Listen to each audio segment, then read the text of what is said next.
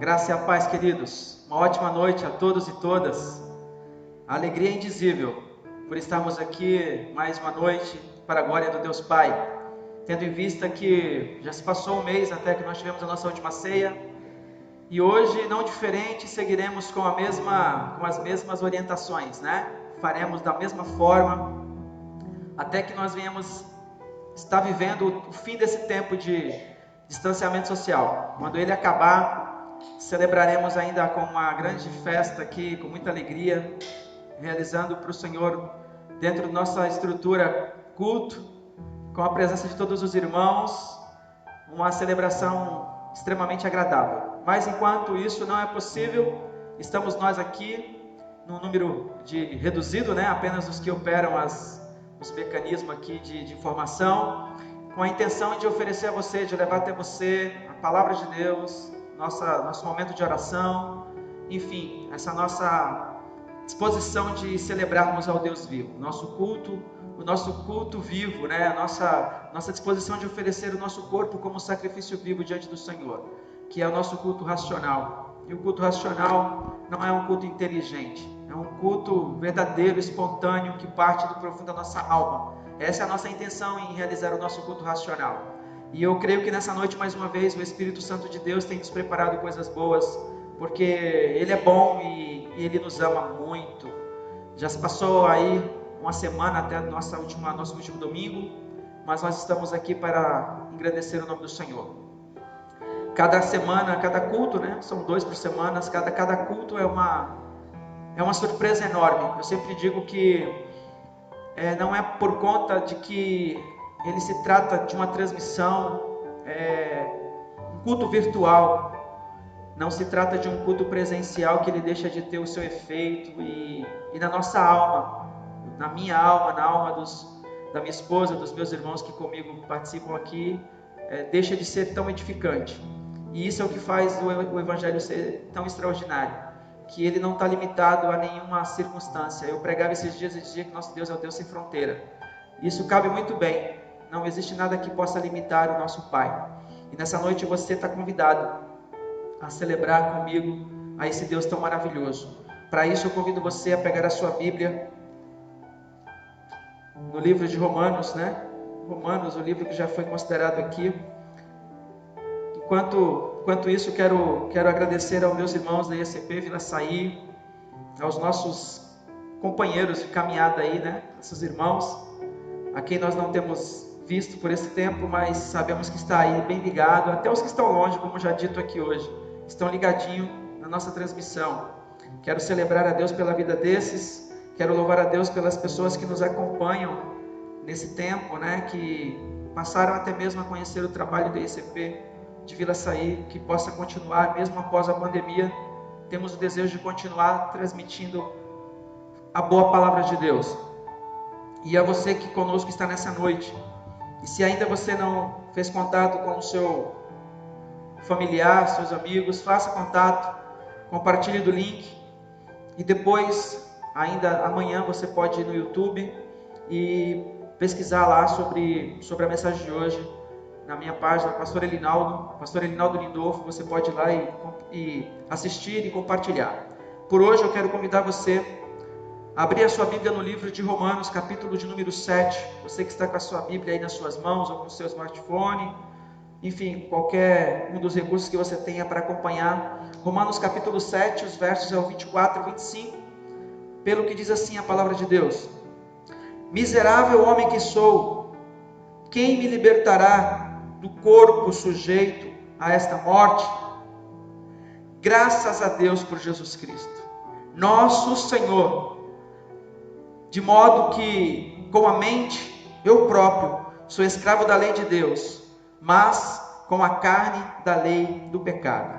Vou repetir o verso de número 24. Miserável homem que sou, quem me libertará do corpo sujeito a esta morte? Graças a Deus por Jesus Cristo. Eu convido você aí no seu lugar a dar graças a Deus por Jesus Cristo. Nessa noite, que seja esse o desejo da nossa alma. Abrimos os nossos lábios em uníssono e dizer graças a Deus por Jesus Cristo. Diante dessa palavra do Paulo apóstolo, e dessa reprodução nossa nesse momento, eu quero te convidar para nós orarmos ao Senhor Jesus.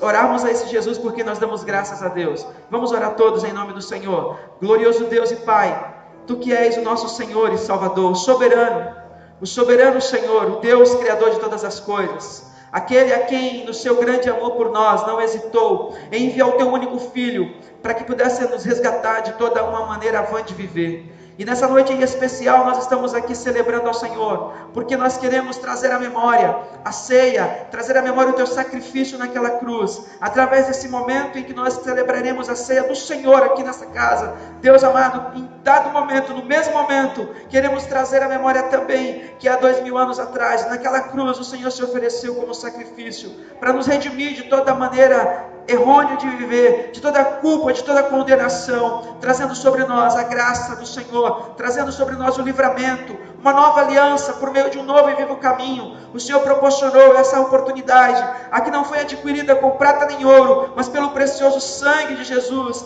Deus, é por isso que nós não nos cessamos, nós não nos cansamos de celebrar, não cansamos de buscar a Tua vontade, nós não cansamos de reproduzir dia a dia, mês após mês, essa ideia, esse ambiente, essa proposta, esse cenário da crucificação. Nós não nos cansamos de trazer a memória que naquele dia, naquela sexta-feira em que o Senhor se ofereceu, mas que o domingo foi para nós como um grande triunfo, porque ali nós podemos celebrar a vitória sobre a morte. E até os dias de hoje nós conseguimos chegar aqui com os nossos corações transbordantes de alegria, em saber que o que o Senhor fez naquela cruz é extremamente potente, é extremamente eficiente para alcançar toda a humanidade, não limitando a um e outro, mas alcançando toda a humanidade. E por conta disso, Senhor, é com alegria indizível na nossa alma que nós Te louvamos, nós Te glorificamos e damos o nosso muito obrigado ao Senhor, nosso Pai, por Jesus Cristo, Teu Filho, que enquanto aqui, Senhor, celebrando essa noite, este culto, esta palavra, esta ministração, o Senhor possa adentrar a cada lar, em cada família, em cada ambiente, aonde o Senhor tem encontrado liberdade de atuação, e assim poder mover, Senhor, remover as pedras, remover os obstáculos, remover, Senhor, toda a crise, remover, Senhor, em nome de Jesus, todo o embaraço,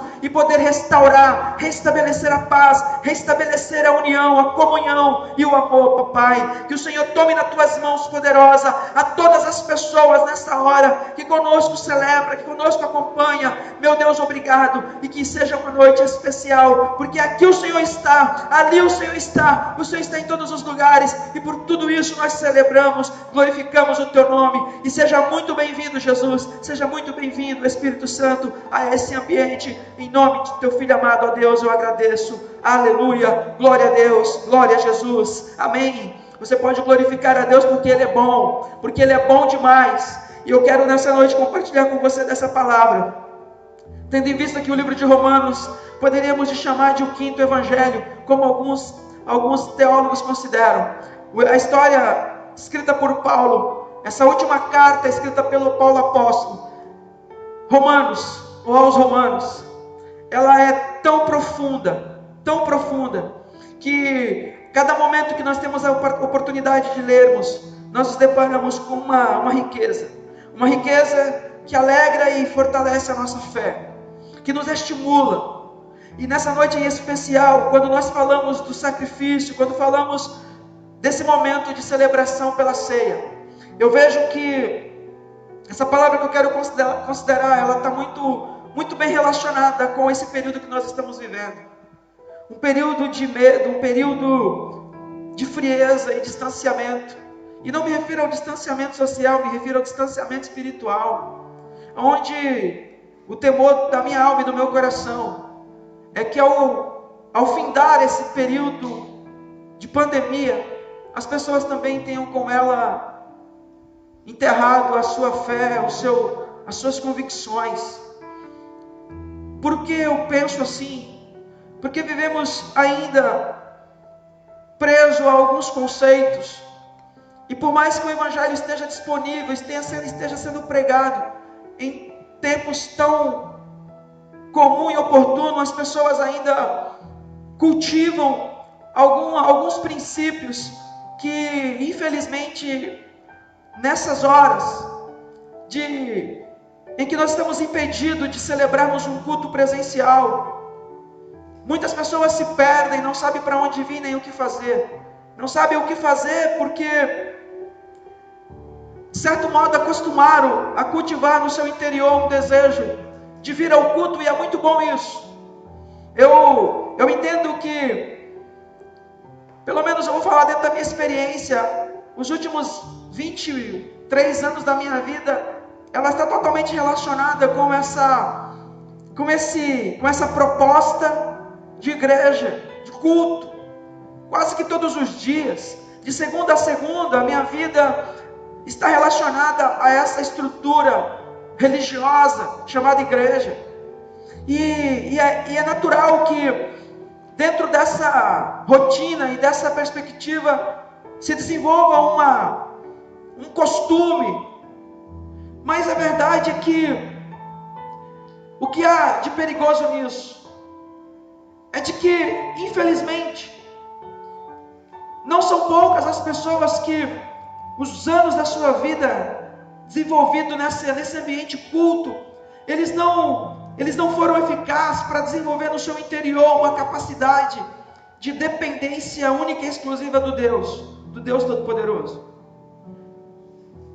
Esse tempo não foi suficiente, talvez, em muitas pessoas, para produzir uma dependência, uma ligação, uma conexão com Deus, sem interrupções, sem terceirizar.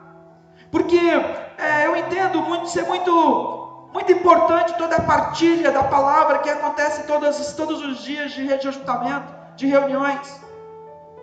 A boa palavra de Deus, ela é anunciada, ela é pregada, ela é partilhada e edifica, sim. Mas eu entendo que às vezes a edificação, ela acontece justamente apenas nesse momento em que se ouve, e na sequência ela não é aprimorada, ela não é reproduzida para a vida.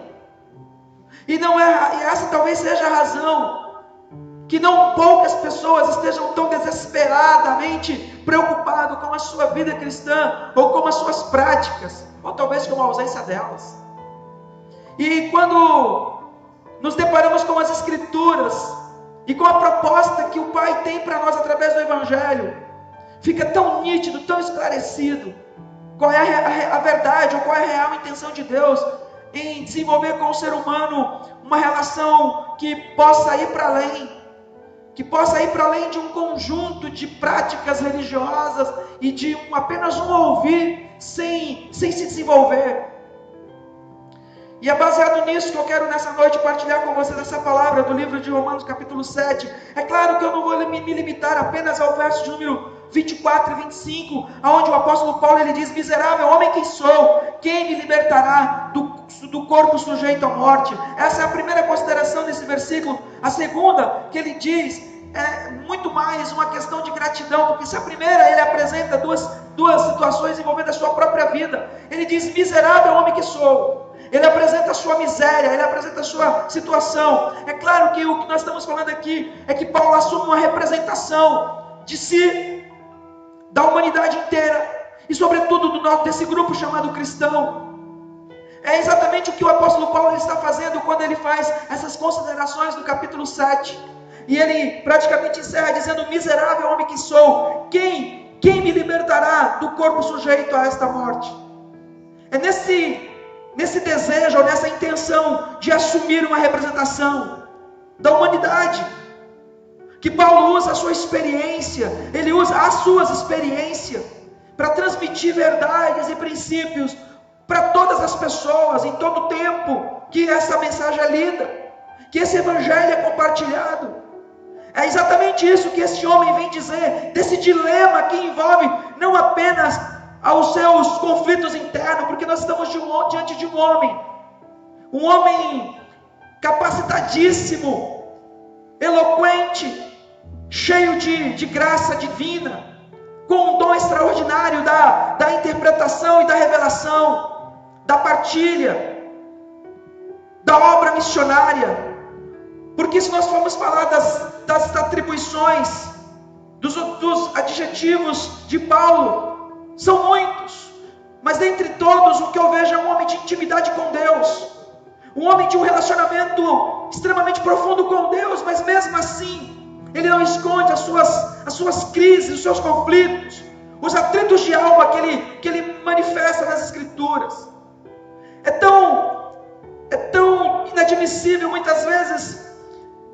A maioria de nós pregadores, quando lemos as Escrituras, temos dificuldade, nós cristãos de modo geral, temos uma dificuldade enorme de apresentar as nossas crises, as nossas dificuldades, porque criamos uma casca, criamos uma máscara, criamos uma imagem de super. Muitas pessoas têm essa concepção de que a experiência com Deus, ela nos envolve em uma redoma de super, que impede de nós demonstrarmos, de nós colocarmos diante do Pai as crises, os atritos, os conflitos, as guerras internas que se revelam e que às vezes elas não são reveladas, mas elas se revelam dentro de nós. Quando eu leio e vejo Paulo utilizando desse momento da sua experiência, e não estou falando isso como tendo interpretado que Paulo estava vivendo um momento de crise na sua vida, porque ele não estava. E por que ele não estava? Porque essa carta de Romanos é a última carta escrita por Paulo. O Paulo escreve essa carta já tendo em mente que ele estava prestes a ser oferecido como sacrifício, como libação, quando ele mesmo diz a Timóteo. Então não é um homem vivendo em crise, mas é um homem que viveu a sua experiência, os seus 30 anos de ministério desenvolvido, trouxe a ele a capacidade de pensar, de raciocinar e de expor diante do Pai as suas crises, as suas adversidades. Mas que muitas das vezes não interpretado pelas pessoas, porque existe um pensamento humano e mesmo religioso, de que como cristão nós nunca podemos demonstrar as nossas crises. É como aquele pensamento de que cristãos, eles não adoecem, cristãos, eles não tomam medicamento, cristãos não vão ao médico, cristãos não precisam de descanso, cristãos não precisam de amor, de carinho, de oração, ou coisa do tipo. E principalmente uma linha mais vista por essas questões, como sendo elas necessárias, é exatamente quando se fala de sacerdotes, de pastores. Dá a impressão de que essas figuras que desenvolvem o ministério sacerdotal, elas são presas ou protegidas por uma redoma de vidro, onde elas são impossibilitadas de apresentar as suas crises e conflitos. E não é à toa que nós temos uma série de homens vivendo dentro de uma pressão tão grande, que num momento ou outro ela explode e anula e aniquila as suas próprias vidas. Porque não é a intenção de Deus, através do Evangelho, criar em nós uma postura de resistência plena em qualquer circunstância. O Evangelho tem o poder de realizar ou de enxertar em nós, de fazer desenvolver o nosso interior uma fé viva. Porque sem fé é impossível agradar a Deus. E é importante que aqueles que se aproximam do Senhor saibam que Ele é galardoador daqueles que o buscam. Ele presenteia sim.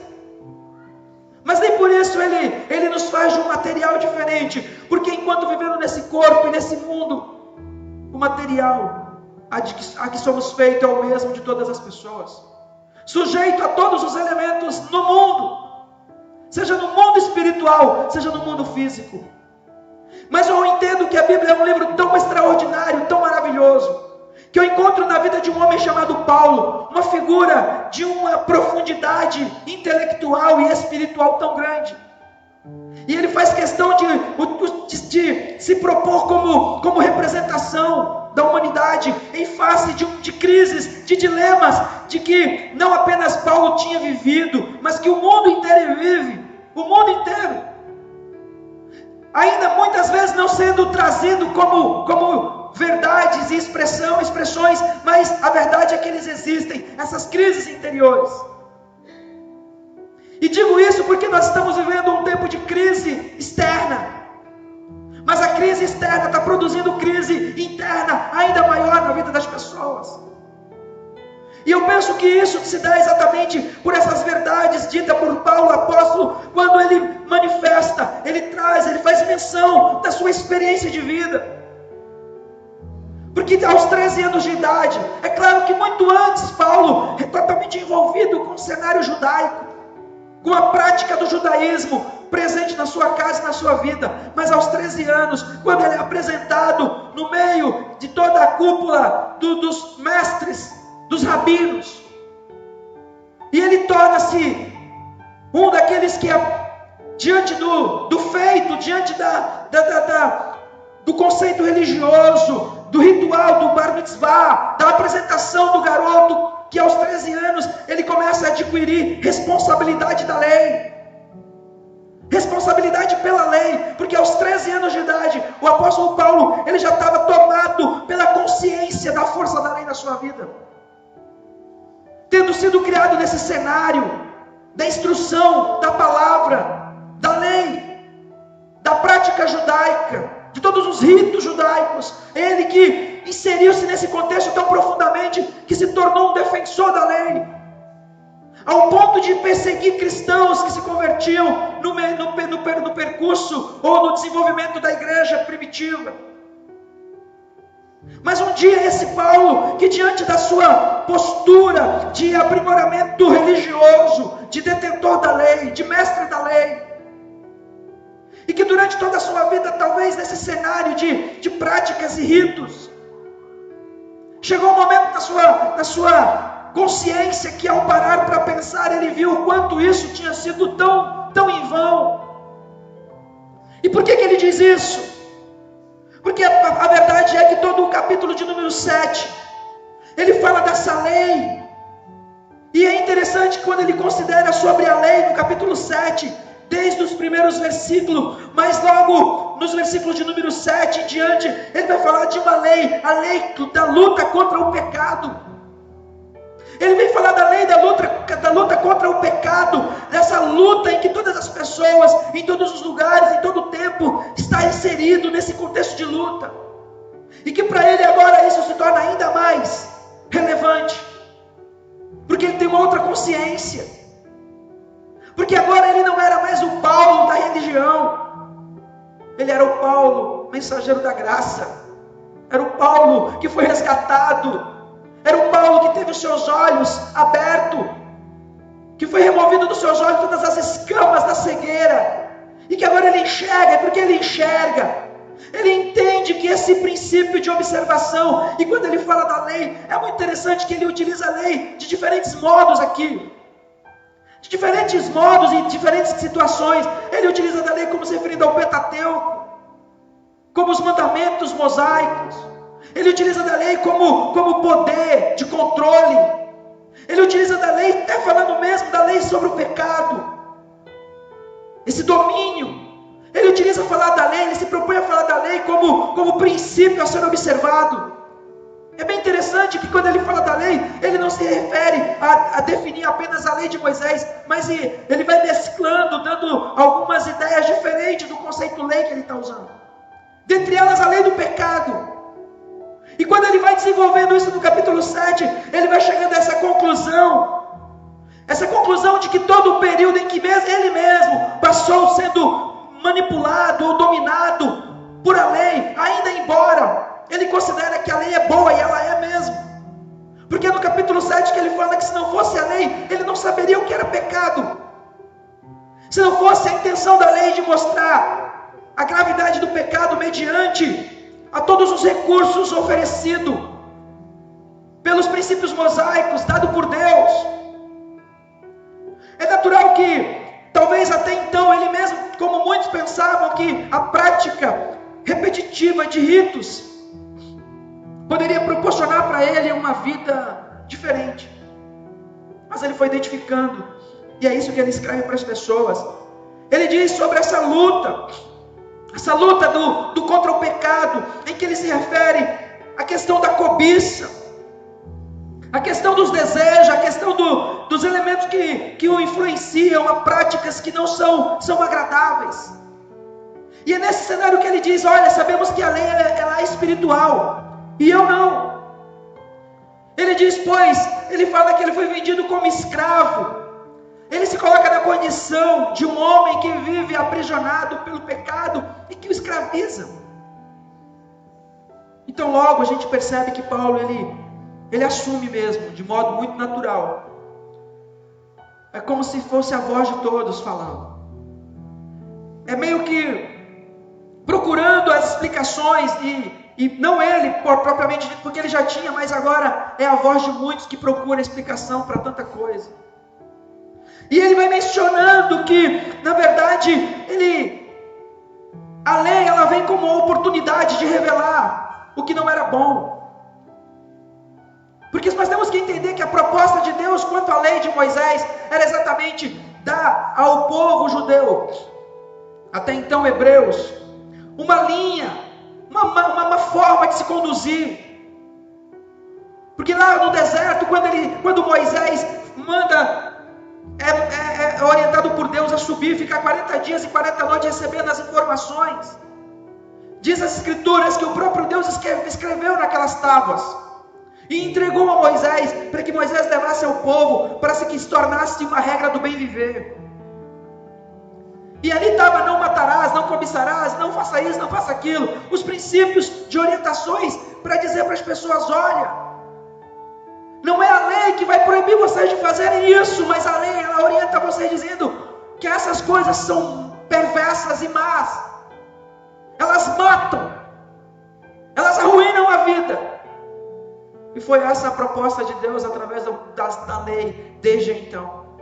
E agora no Novo Testamento, interpretada pela religião e transferida para o povo, para que se pudesse ser praticada, está dentre eles o Paulo, apóstolo, como sendo um daqueles que fez uso desses recursos, mas agora de um modo diferente, tendo a sua mente tratada, trabalhada e liberta, tendo o seu coração tendo sido aspergido pelo sangue de Jesus. O Paulo já tem uma outra visão, e é o que ele vem compartilhar conosco nessa passagem, nesse texto bíblico, aonde ele mostra com clareza que o propósito dele aqui, ou o propósito de Deus aqui, é nos libertar mesmo dessa prisão. É por isso que Paulo ele mostra no versículo de número, se nós considerarmos, nos versos de número 5, eu quero que você veja na sua Bíblia no Romanos 7:5. Porque quando ele diz que os mandamentos são bons porque são santos e ele não, é com a intenção de trazer a mesma consciência quanto ao pecado. E ele chega a expressar no verso 5, quando ele diz no capítulo 7:5: pois quando éramos controlados pela carne. Ele também se refere a essa lei de controle da carne. Uma lei que controla os nossos feitos, os nossos atos, as nossas atitudes, mediante a nossa carne. E quando eu digo carne aqui, querido, eu não me refiro a pele, nervo, ou esse músculo, mas eu me refiro exatamente a essa tendência natural e humana, de se aproximar e desejar o que é pecado, e que sobretudo é proibido, né? Essa tendência nossa de desejar o proibido. É exatamente isso que a Bíblia chama de pecado. E quando Deus, usando a vida do Paulo apóstolo para mostrar que essa carne ela tem um domínio, ele está se referindo à carne também como mente, como domínio de mente, como desejo de coração. Porque às vezes as pessoas têm mania de referir a carne, dá a impressão que nós estamos falando desse conjunto de nervos, ossos, órgãos, desse saco orgânico que somos nós, e que responsabilizamos ele. Mas o que nós temos que entender é que toda prática ela se desenvolve na mente, ganhando a sua intenção aqui na nossa mente. Ela vai sendo fortalecida pelos desejos. E quando a Bíblia também fala de coração, é que na tradição judaica, falar de coração, é claro que era a sede das emoções e dos sentimentos, mas ela está se referindo a esse conceito de mente, que decide, que manipula, que planeja, que faz e que acontece. E logo nós não podemos responsabilizar a outros, senão essa lei dentro de nós, desenfreada de desejos e cobiças. E é isso que o Paulo vem falar aqui, que num tempo de controle de carne, é possível pensar que todos nós tenhamos desenvolvido já ou ainda esse período em que nós somos controlados pela carne, pelas paixões pecaminosas, quando ele ainda continua dizendo no verso 5, paixões pecaminosas, despertada pela lei. Que lei? Essa lei que atua no nosso corpo, a lei do desejo, a lei das vontades, que não assimila as consequências, e nelas não pensam.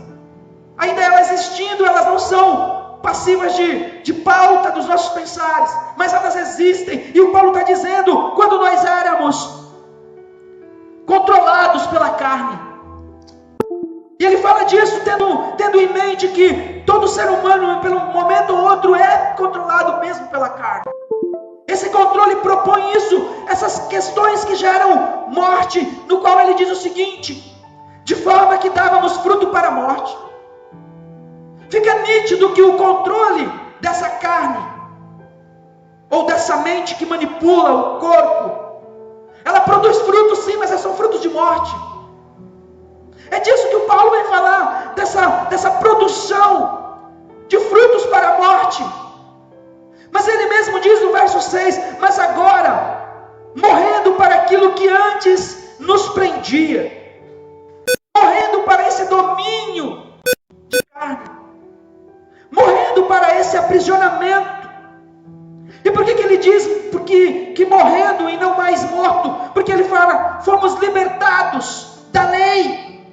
Que lei? Da lei da morte e do pecado. Com qual finalidade? E ele mesmo responde, para que sirvamos conforme o novo modo proposto pelo Espírito. Glória a Deus. Você tem que glorificar a Deus, porque a Bíblia diz isso, que nós estávamos vivendo dentro de uma esfera de domínio e de paixões pecaminosas, que os seus frutos eram de morte mesmo, frutos que não produziam vida em si, mas que de repente, nesse cenário de luta, nesse cenário de esgotamento, nesse cenário tão tendencioso, desse desejo humano pelo proibido, dessa vontade maligna, aonde se faz muitas vezes desenvolver paixão pelo mundo, onde mesmo a Escritura diz, não ameis o mundo, porque ele passa com todas as suas concupiscências. Não ameis o mundo. Mas a orientação de Deus é para que nós venhamos ficar firmes na palavra, na vontade de Deus. E é por isso que Paulo, que descobriu que durante muito tempo ele produziu fruto de morte, mesmo sendo observador da lei, assim como muitas pessoas que produzem fruto de morte porque são apenas observadores da lei, são observadores da palavra, são observadores das celebrações, são observadores dos ritos, como sendo apenas espectadores. Por isso há tanta deficiência, por isso há tanta doença na mente, há tanto desequilíbrio, pela ausência de um culto presencial. Porque às vezes nós estamos acostumados a esse self-serve, a esse ambiente de oferta, sem nenhuma preocupação de reprodução ou de comprometimento. Não pela falta de vontade, mas é pelo comodismo, por não saber o quanto isso é nocivo, porque esse comodismo todo ele não traz uma dinâmica e uma flexibilidade espiritual, senão uma morbidade. E é isso que Paulo vem considerar aqui, porque se no capítulo de número 7, ele vem falar dessas paixões pecaminosas, desse controle, desse domínio, desse fruto que é para a morte, e ele mesmo faz consideração de que ele, como figura de representação, fora escravo do pecado. Ele diz isso com propriedade nos versos 14, como escravo ao pecado. Ele foi vendido ao mercado como escravo do pecado. E ele mesmo também continua dizendo, eu não entendo isso, porque eu não consigo fazer o bem que eu quero, eu não tenho condições. Nos versos 16, 15 ele começa: não entendo o que faço, pois não faço o que desejo, mas o que odeio, isso faço.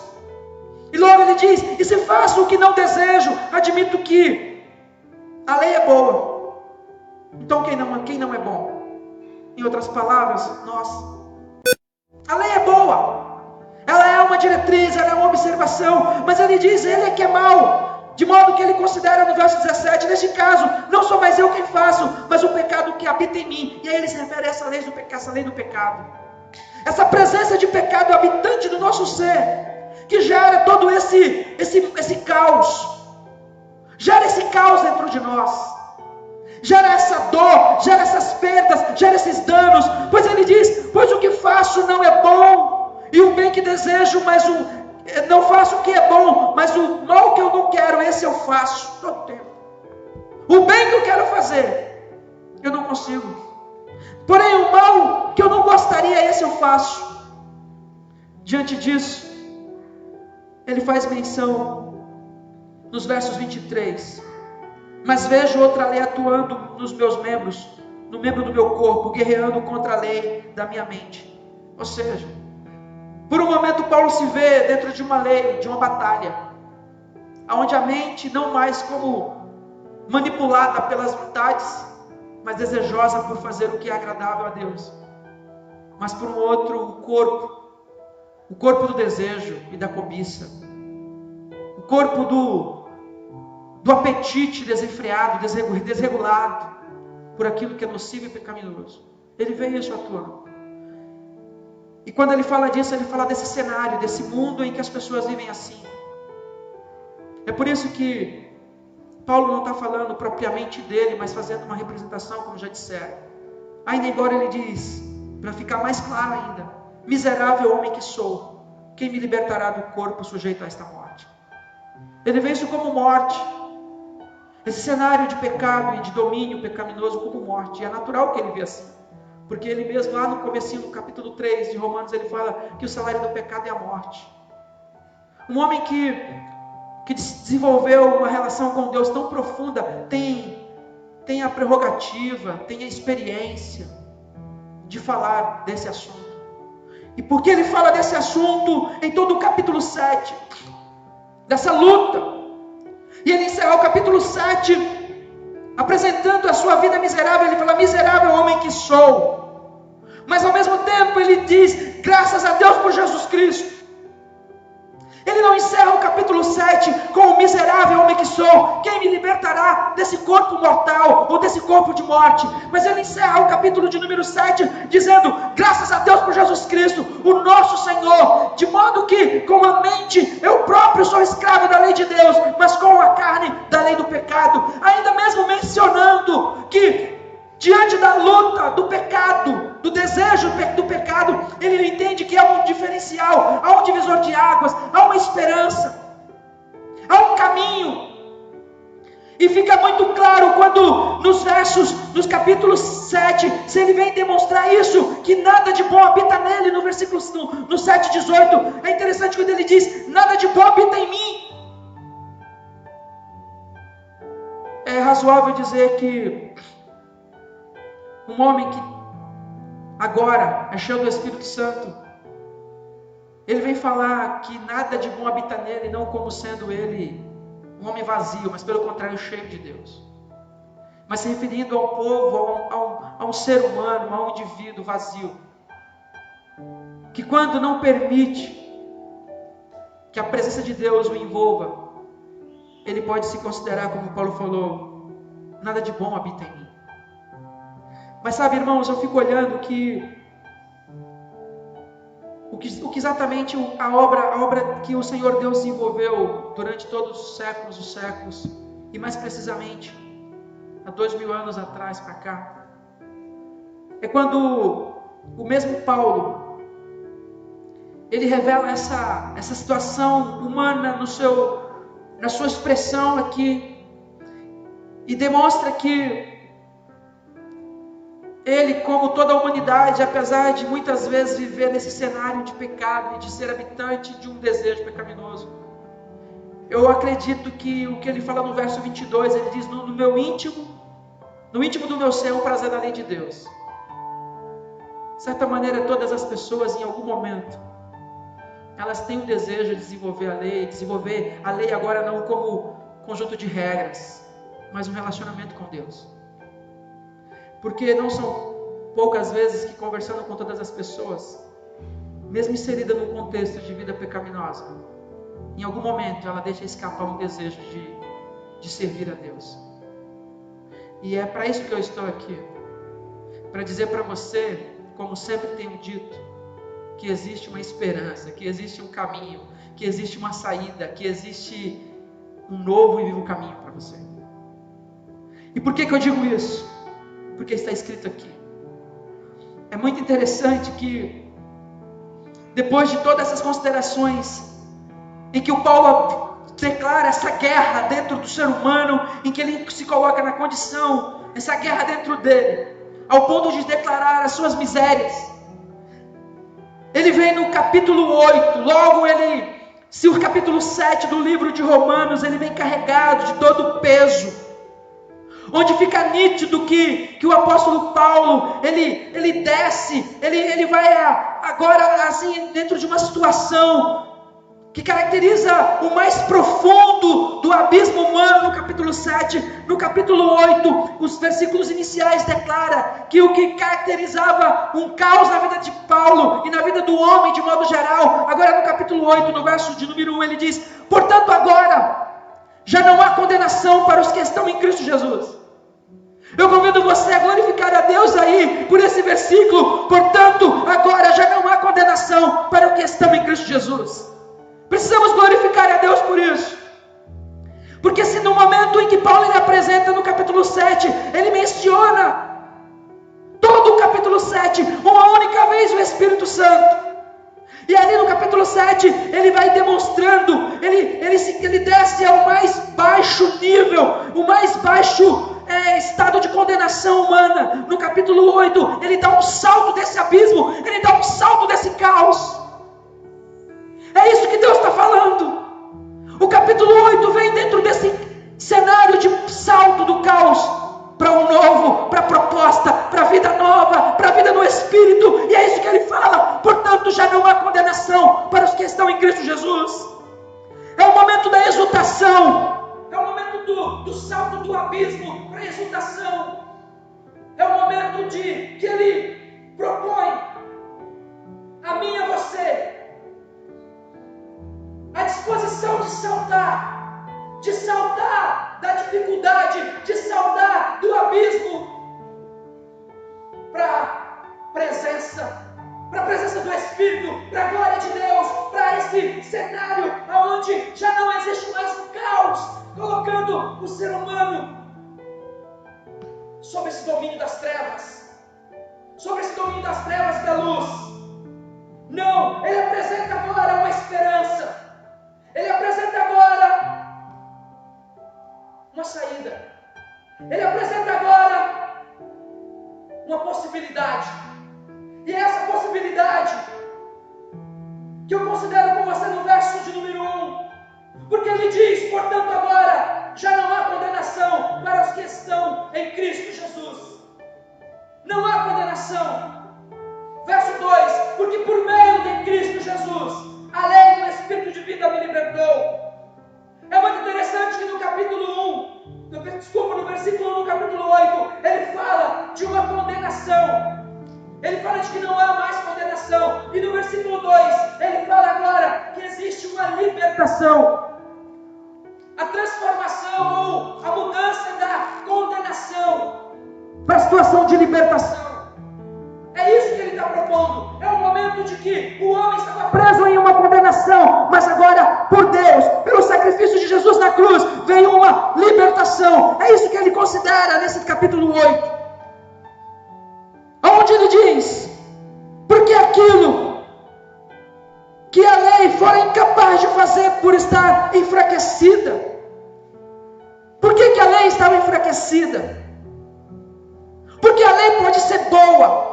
Porque a lei pode ser santa, porque a orientação de Deus pode ser a melhor, mas entre a vontade de Deus, a lei de Deus, existe a lei que atua nos nossos membros, como Paulo diz. A lei do desejo, a lei da concupiscência. A lei que nos impulsiona para um abismo, para o pecado. E é disso que ele vai falar. Que essa lei, ela se tornou agora, essa lei habitante no nosso interior, que impedia de que a lei, como mandamento, pudesse ser eficaz. E por que não era eficaz?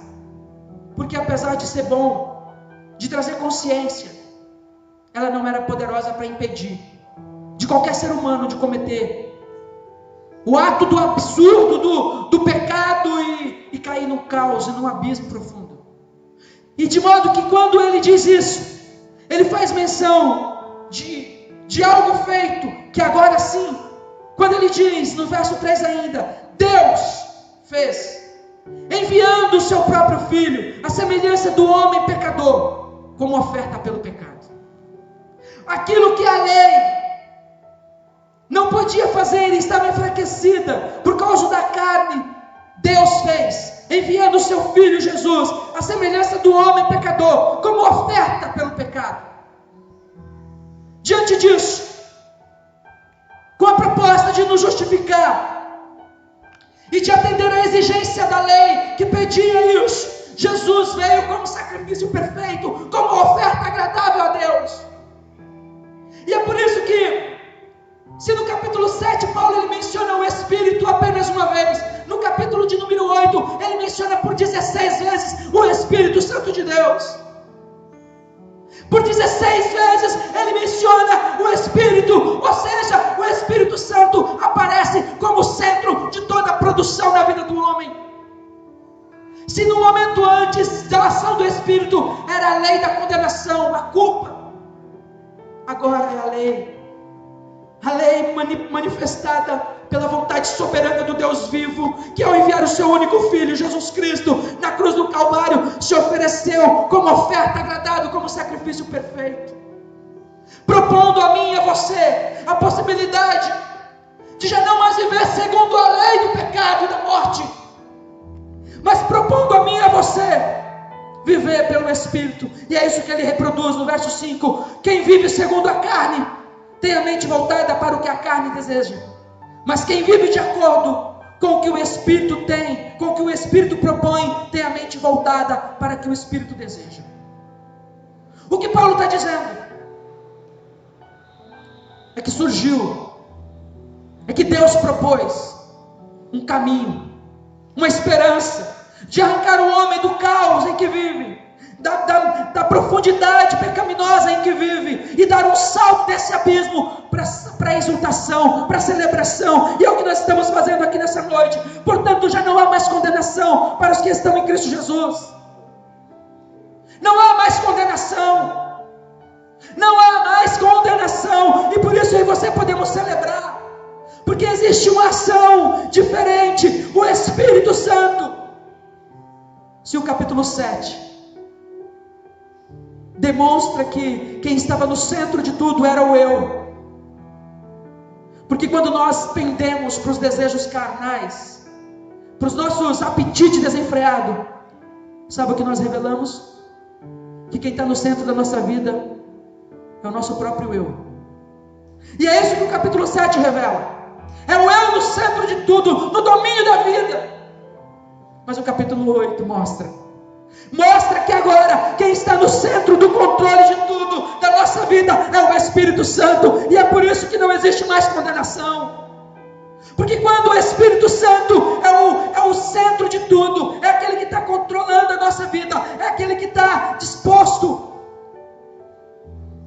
a conduzir a nossa vida, porque Ele está disposto a conduzir a nossa vida, e com total apoio por nós a Ele dado, a nossa vida é conduzida em outra esfera. É uma vida pelo Espírito. E o que é que uma vida pelo Espírito propõe? Uma vida pelo Espírito propõe novos pensamentos, porque já não mais somos conduzidos pela mentalidade carnal e dominadora. Já somos agora conduzidos pelo Espírito. E é isso que ele diz: entretanto, vocês não estão sob o domínio da carne, mas do Espírito, se de fato o Espírito de Deus habita em vocês. Se alguém não tem o Espírito de Cristo, não pertence a Cristo. É interessante também que ele diz que quem é manipulado, quem é dominado pelo Espírito da carne não pode agradar a Deus. E é muito razoável dizer isso, porque quem vive dominado pela carne não consegue gerar fé. E eu aos Hebreus disse, sem fé é impossível agradar a Deus. A fé é um mecanismo que propõe essa relação de dependência de Deus e não de conjunto de doutrinas e regras. É por isso que quando eu disser no começo da nossa reunião que nesse tempo de crise e de pandemia, de distanciamento social, em que nossos cultos acontecem em nossos lares, no seio da nossa família, assim como vai acontecer a nossa ceia nessa noite, aonde você vai ter a oportunidade de pegar o seu pão e o seu cálice e entre si distribuir. Você vai orar, você vai celebrar na sua casa. Você tem autonomia para isso. Não é uma autonomia dada pelo pastor Elinaldo, mas é uma autonomia proporcionada pelo Espírito Santo. E é diante disso que ele vem falar que já não existe mais esse abismo entre o homem e Deus, porque Jesus Cristo é o mediador. E porque Ele é o mediador, Ele vem declarar aqui que já não temos mais uma vida conduzida pelos desejos maus. Se o Espírito daquele que ressuscitou Jesus dentre os mortos habita em você, aquele que ressuscitou a Cristo dentre os mortos também dará vida a seus corpos mortais. É por isso que quando a nossa vida está sendo conduzida pelo Espírito Santo, eu não digo que as lutas e as crises internas elas se dissiparam completamente, mas nós temos um árbitro juiz, nós temos um intercessor, nós temos um mentor, nós temos uma voz que ecoa dentro do nosso interior e diz: olha, é isso mesmo. Você vai trocar a graça pela desgraça. Você vai trocar a comunhão pela inimizade. Você vai trocar o amor por outros sentimentos destrutivos. É isso que ele vem dizer aqui. Que já não vivemos mais segundo a carne, porque o Espírito de Cristo habita em nós. E quando ele diz isso, no capítulo 8, ele vem fazer menção porque nós somos mais que vencedores. De modo que ele diz: sabemos que Deus, 8:28 de Romanos, sabemos que Deus age em todas as coisas para o bem daqueles que o amam. É bem interessante que nós entendamos que existe aqui agora o motivo de nós celebrarmos a nossa vitória.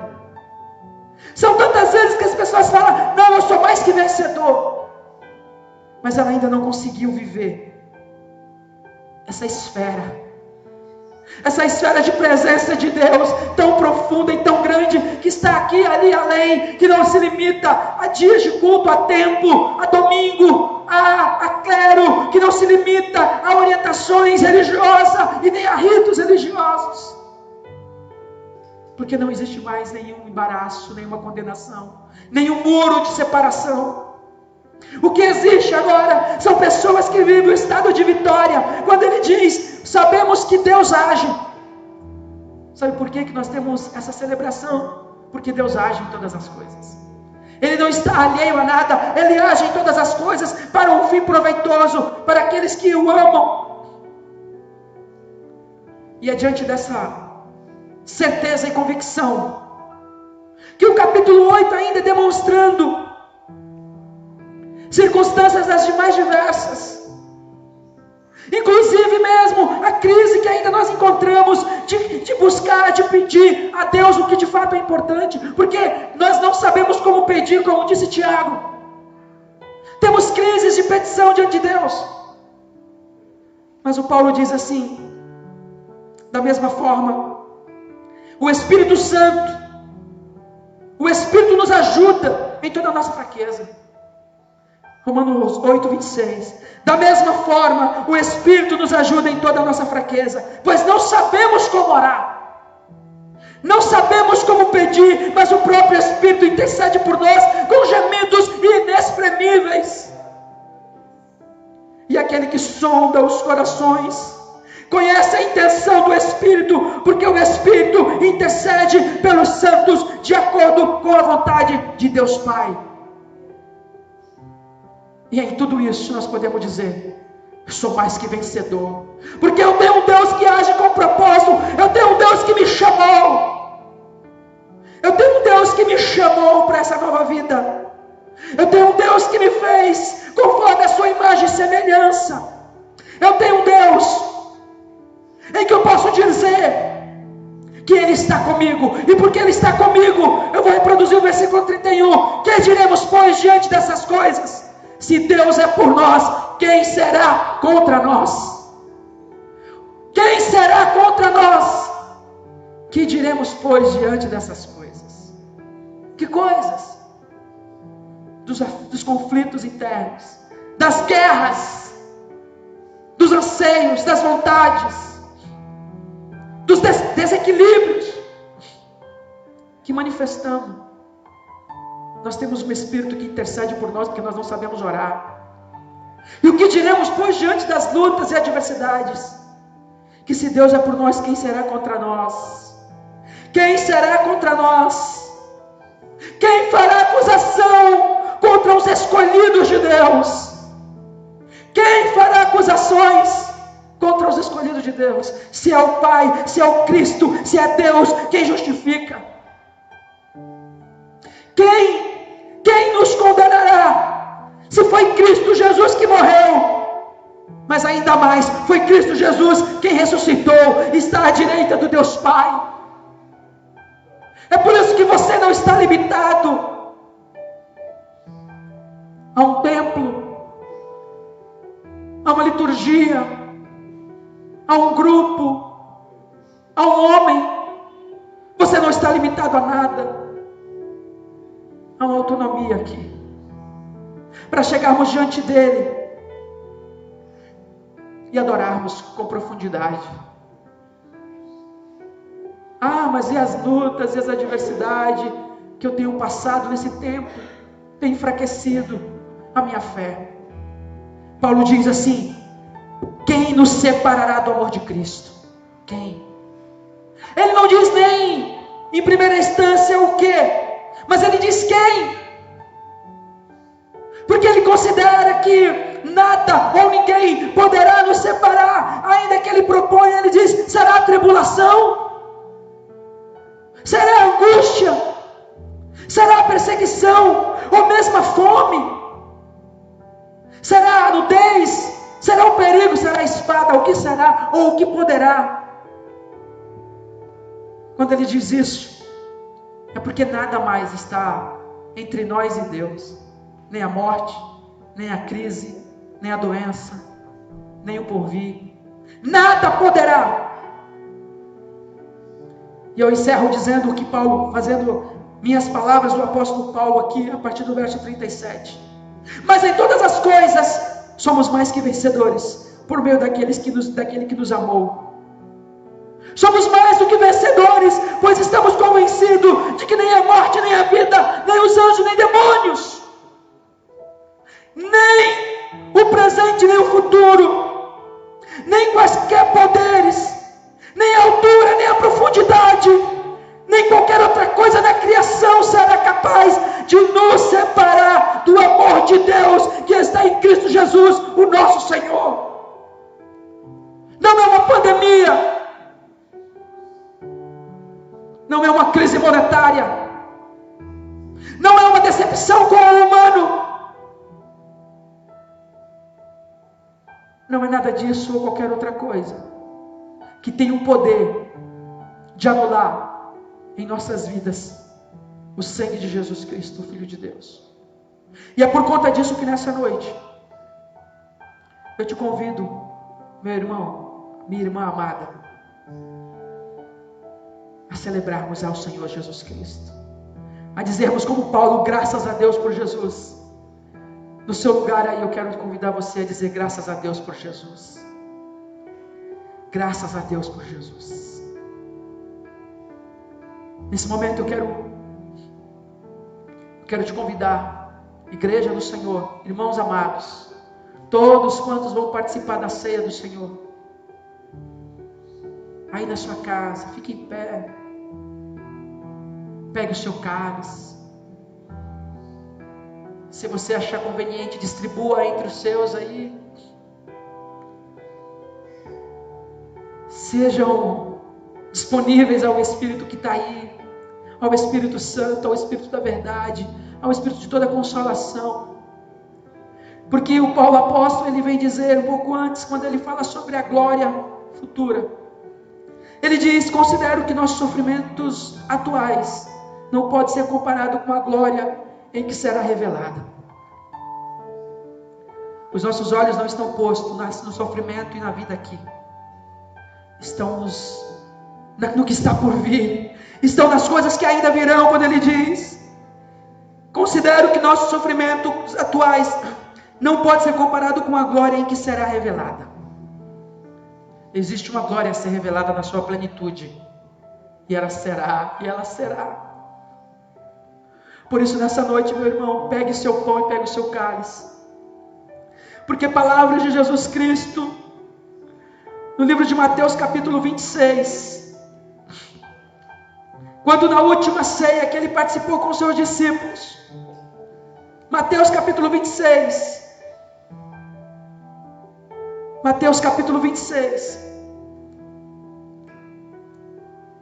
está escrito assim, nos versículos de número 26, depois de toda aquela preparação para aquela última ceia, onde os discípulos estavam se preparando, foram orientados por Jesus a prepararem aquela última ceia, e eles fizeram tudo conforme Jesus orientou. Nos versos 26 diz, enquanto eles estavam ali reunidos, nos versos 26 diz, enquanto comiam, Jesus tomou o pão, deu graças, partiu e deu-os aos seus discípulos, dizendo, tomem, comam, isto é o meu corpo.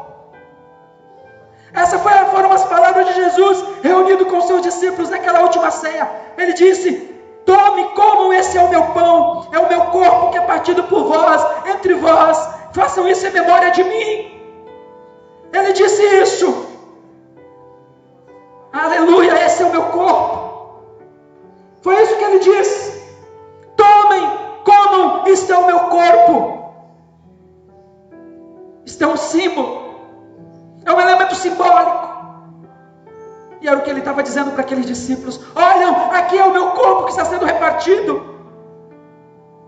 Eles não estavam ainda compreendendo muito bem, porque o momento para eles era difícil, era o anúncio da traição, e consequentemente da crucificação, e eles estavam tão perdidos naquele cenário. Contudo, o Senhor Jesus pegou também o cálice, aonde ele disse no versículo seguinte, no 27, em seguida tomou o cálice, deu graças e ofereceu aos discípulos, dizendo, bebam dele, todos vocês. Verso 28, isto é o meu sangue, o sangue da nova aliança, que é derramado em favor de muitos, para perdão de pecados. Ele disse, esse é o sangue da nova aliança, para perdão de pecados. Esse é o sangue da nova aliança, para remissão dos vossos pecados. Aleluia, você pode glorificar a Deus, você pode exaltar ao Senhor, porque foi isso que ele propôs, foi isso que ele disse àqueles discípulos, esse é o sangue da nova aliança. Ele disse o seguinte, olha, vocês não vivem mais agora, não vivem mais preso a apenas uma memória religiosa, preso a um conjunto de prática de ritos e observações de princípios dogmáticos. Vocês agora vivem pelo sangue, vivem pelo sacrifício, porque se o Filho vos libertar, verdadeiramente sereis livres. Se o Filho vos libertar, verdadeiramente sereis livres. Você já é livre. Você já é livre pelo sangue de Jesus. É por isso que nessa noite nós estamos aqui celebrando. Porque se havia um abismo entre o homem e Deus, esse abismo foi vencido, foi superado pelo sacrifício na cruz, onde Jesus Cristo disse: está consumado, está pago, não tem dívida mais. Não tem dívida mais. Você tem livre acesso.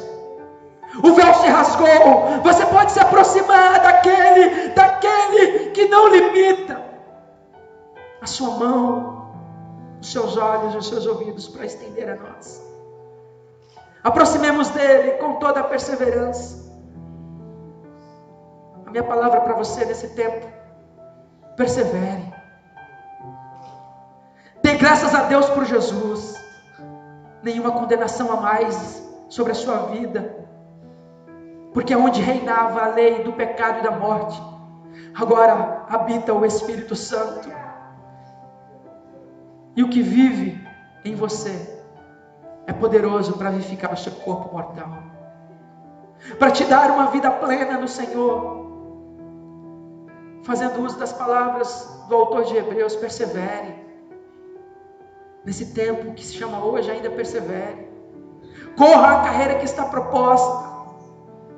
Olhe para Deus, olhe para Jesus, olhe para o sacrifício, para que quando vier a crise no seu interior, a guerra no seu interior, você possa lembrar de uma coisa: nenhuma condenação a mais para quem está em Cristo.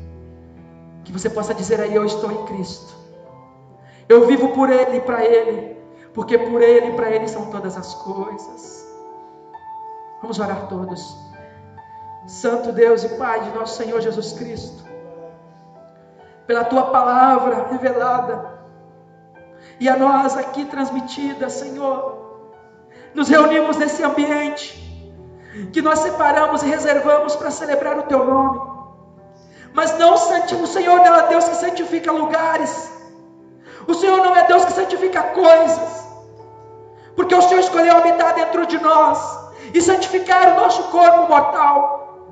Por isso nessa noite nós celebramos ao Senhor, porque o Senhor escolheu não os templos, não as obras construídas de construção humanas.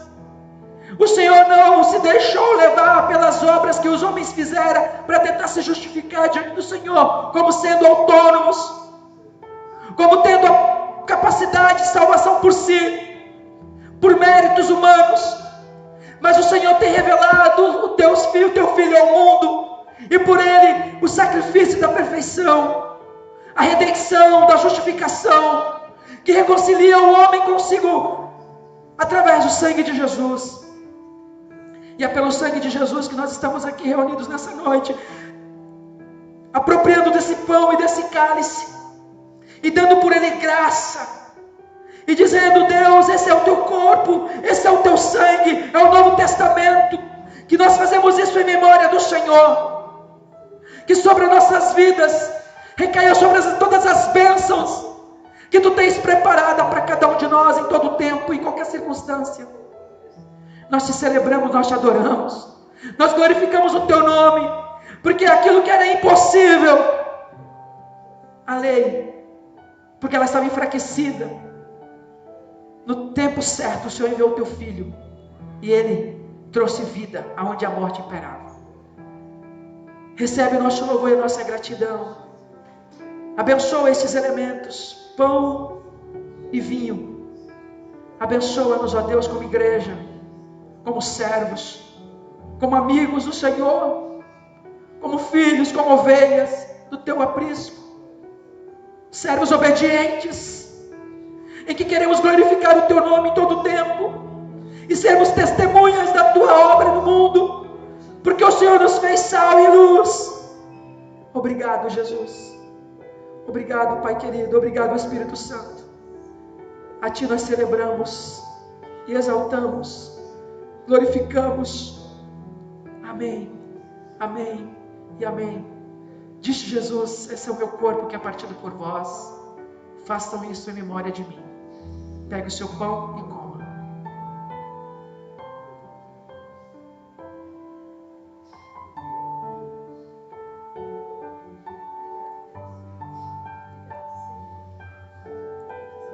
Aleluia. Louvado seja o nome do Senhor. Louvado seja o nome do Senhor. Exaltado é o nome daquele que é, aquele que é Senhor de nossas vidas, aquele que é o poderoso, aquele que é o alfa e é o ômega, aquele que é o princípio e o fim. Pelo que diz a Escritura no livro de Hebreus: mas quando esse sacerdote acabou de oferecer para sempre o único sacrifício pelos pecados, assentou-se à direita de Deus. Não é mais pelo sangue de bode, mas pelo sangue precioso de Jesus Cristo. Pelo sangue precioso de Jesus que nós estamos aqui. E eu te convido a perseverar, porque as Escrituras diz: portanto, irmãos, temos plena confiança para entrar no Santo do Santo, pelo sangue de Jesus, por um novo e vivo caminho que Ele nos abriu por meio do véu, isto é, do seu corpo. Temos, pois, um grande sacerdote sobre a casa de Deus. Sendo assim, aproximemo-nos de Deus com o coração sincero, e com plena convicção de fé, tendo os corações aspergidos para nos purificar de uma consciência culpada, e tendo os nossos corpos lavados com a água pura. Apeguemo-nos com firmeza à esperança que professamos, pois aquele que prometeu é fiel. Amém? Aquele que prometeu é fiel. E ele diz ainda mais aqui: aquele que prometeu é fiel. Pois em breve, 37 do capítulo 10 de Hebreus, pois em breve, muito em breve, aquele que vem virá e não demorará. Mas o meu justo viverá pela fé. E se retroceder, não me agradarei dele.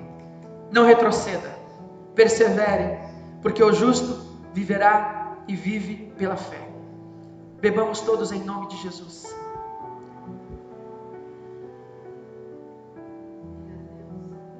Quero nessa noite louvar ao Senhor Jesus Cristo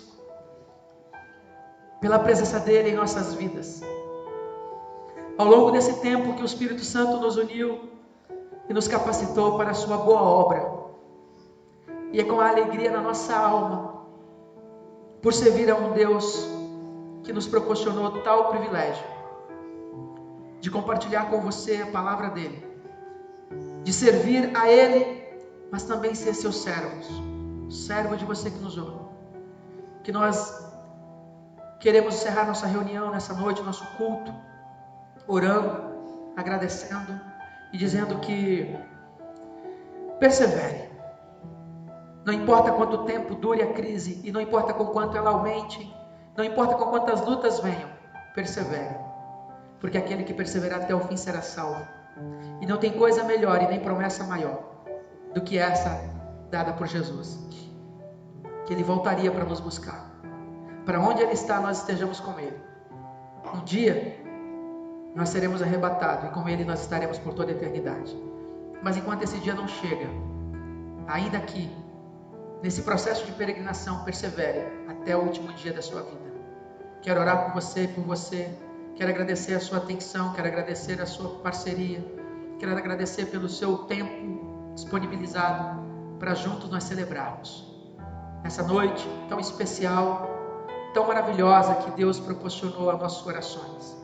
Uma noite que fique registrada, marcada na nossa memória, porque na minha já está. Quando acabar esse tempo de distanciamento social, esses dias vividos aqui nessa experiência serão indizíveis, serão incalculáveis os seus efeitos para a minha experiência como pastor, para nós como pastores, porque grandes coisas tem feito o Senhor por nós, e por isso nós estamos alegres. Vamos orar ao Senhor, o nosso Deus. Deus nosso Pai, bendito seja o Teu nome, por Teu Filho Jesus Cristo, a quem enviaste a este mundo, tendo nos proporcionado um caminho de vida, de nova vida, aonde o Senhor tem feito nova todas as coisas, porque as coisas velhas já se passaram, e tudo novo o Senhor tem feito. Dentre tantas coisas que tu tens feito, a verdade é que tu tens habitado em nós, e porque tu tens habitado em nós, somos novas criaturas, temos força que não é própria de si, mas vinda do alto, vinda do Senhor, vinda do Espírito Santo que nos fortalece, e nos fortalece para continuarmos caminhando nesse tempo, não desistirmos, não desfalecermos, ainda que seja difícil, o Senhor é conosco, porque já dissemos, já proclamamos aqui nessa noite, se o Senhor é por nós, quem será contra nós? Somos mais que vencedores, porque o Senhor está conosco, porque a Tua palavra nos alimenta e nos sustenta, porque o Teu Espírito nos conduz a toda a verdade, a todo o caminho, que a nossa mente, em total harmonia com o nosso coração e vontade, conduza-nos à plenitude, e vivamos o melhor, porque o Senhor declarou, se ouvirmos e obedecermos, comeremos o melhor dessa terra. Nessa noite, Deus, eu te agradeço por Jesus, e por isso, Senhor, muito obrigado, que o Senhor abençoe a cada lar, que está sendo representado nessa hora, que está sendo visitado, cada família, cada indivíduo, cada jovem, em nome do Senhor Jesus Cristo, que a Tua mão poderosa se estenda a essas pessoas, e as abençoe, as fortaleça, as ajude nesse tempo, até o dia da Tua vinda, papai. Obrigado, Senhor, que os corações que se inclinaram ao Senhor nessa noite, se decidiram por Senhor, as pessoas que se decidirão pelo Senhor quando ouvir essa palavra, que sejam recebidas como filhos e filhas, em nome de Jesus. Obrigado, Deus, obrigado, Jesus Cristo, obrigado, Espírito Santo, obrigado, obrigado, obrigado, amém. Que Deus abençoe a sua vida, uma ótima semana, um forte abraço, um beijo no seu coração, que o Pai querido seja com você, amém? Que a presença do Deus Pai, a bênção do Deus Filho e a consolação do Deus Espírito seja conosco hoje e para todo sempre, amém. Deus abençoe, até a próxima, em nome de Jesus.